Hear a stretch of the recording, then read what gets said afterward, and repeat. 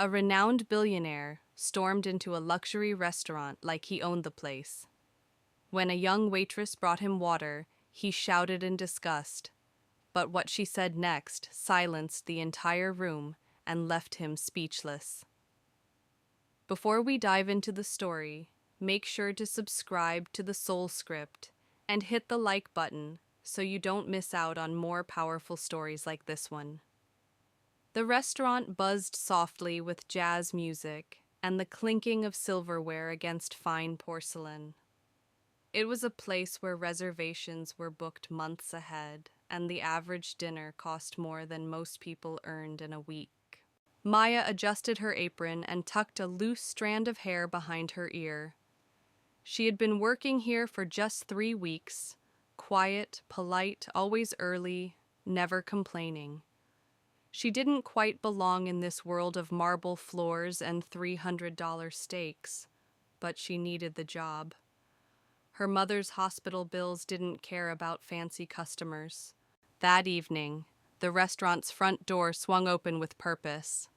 In walked a man wearing a sharp charcoal suit, his hair slicked back and his expression dripping with arrogance.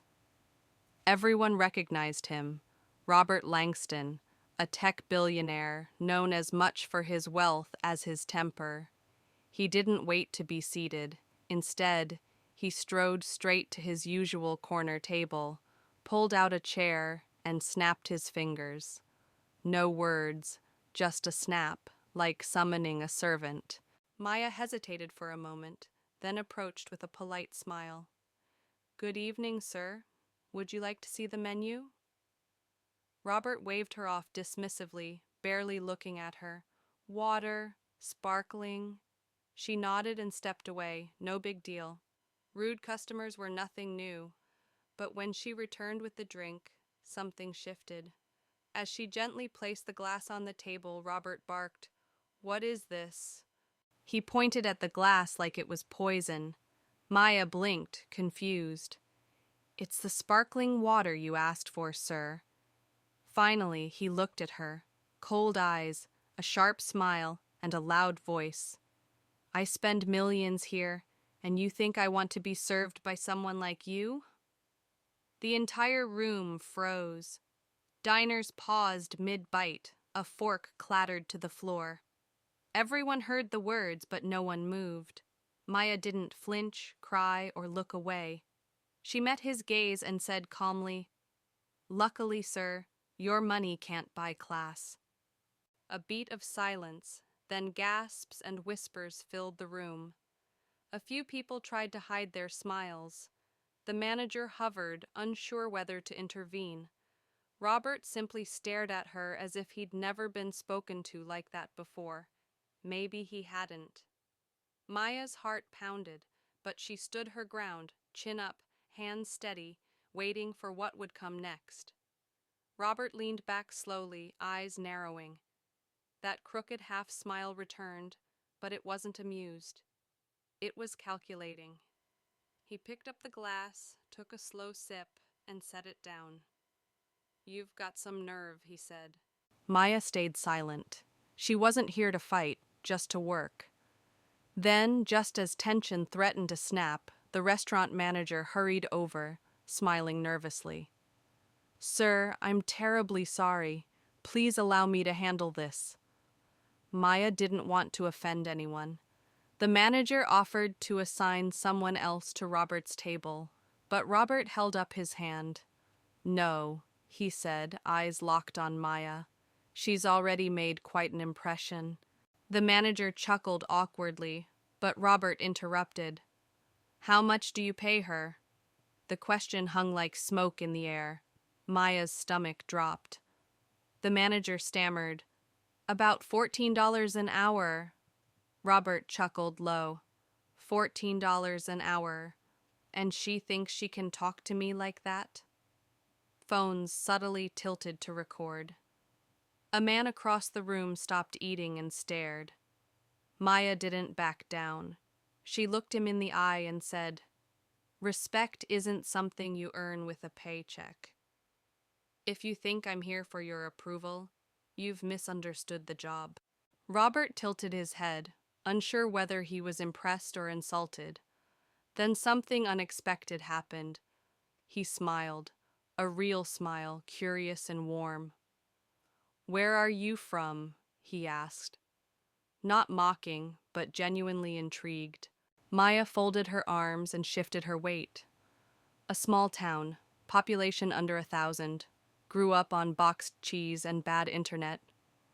Robert nodded slowly, calculating in his mind. That explains the attitude. Maya gave a half smile. That explains the spine. Soft chuckles and quiet claps rippled through the room. Robert leaned forward, voice low. "Tell me, Maya, if you had one shot to change your life right now, would you take it?" Maya narrowed her eyes, unsure where this was going. "Depends what it costs," she said. Robert smiled again, darker this time. "You'll find out soon enough." For the rest of the evening, Robert said nothing else. He simply watched her, studying, testing, waiting. Maya felt his eyes on her, but she didn't flinch or fold. She just did her job. Whispers spread. Is that the girl who talked back to him? Brave or stupid? Hope she doesn't get fired. At 10:45 p.m., as Maya clocked out, the manager pulled her aside. "We need to talk." She nodded. "I know. About earlier. You were out of line. That man is important. You don't decide how customers speak." Maya took a breath. With respect, no one gets to talk down to staff like we're disposable. The manager glanced away, then leaned in. "I agree with you, but it's not about what's right. It's about keeping the lights on. That man spends more here monthly than you make in a year." Maya clenched her jaw. "So?" The manager handed her a thick white envelope. "Corporate called. They think it's best we let you go, effective immediately." Maya stood stunned, holding the envelope. No warning, no write-up, just fired. She felt hollow, but not shocked. She had expected this. Outside, the parking lot was quiet, streetlights buzzing like angry flies. As she reached for her worn-out Honda keys, a sleek black SUV pulled up. The window slid down. It was Robert. "You got a minute?" he asked calmly. Maya blinked. "What? Fire me again?" Robert chuckled. "I didn't fire you. You sure didn't stop it either." He leaned on the window frame. "But I didn't stop what's coming next." Maya folded her arms, wary. "What does that mean?" He paused, then said, "Get in. I want to show you something." Maya hesitated but opened the door and got in. The SUV was silent, just the soft hum of the engine and the city fading behind them. Maya sat stiff, one hand on her lap, the other near the door handle. Not scared, just cautious. "Where are we going?" she asked. Robert didn't look at her. "Someplace I go to remember who I am." 10 minutes later, they arrived at a quiet, gated driveway. This wasn't a flashy mansion. It was cozy, surrounded by old trees. Inside, creaky wooden floors and warm lights welcomed them. Photos lined the walls, black and white pictures of a young boy behind a diner counter, a woman in a waitress uniform hugging a man in an apron, all smiling with grease-stained hands. Robert nodded. "That's me. I grew up in a place just like the one you worked at. My mom waited tables, my dad cooked. I used to do homework behind the ice machine." Maya blinked. "That's why I was watching you. Not because I thought you were beneath me, but because you reminded me of her." Robert's voice softened. "My mother used to say, 'Dignity isn't something you earn. It's something you protect. You did that tonight.'" Maya swallowed. "So why the act at the restaurant?" "You embarrassed me. You humiliated me," he admitted. "I needed to see what you do when pushed. Anyone can smile when praised. Real character shows when disrespected. Maya looked away, jaw clenched. And your manager? Was firing me part of the test? Robert shook his head. Number that was real, but I'll fix that. Robert smiled warmly. Tomorrow you start as my assistant, not because I'm rich, but because I believe you have what I don't. Courage. Maya laughed softly. Sounds like a nightmare. Robert shrugged. Or a new beginning. The night wrapped around them like a promise. A chance. Not bought, but earned.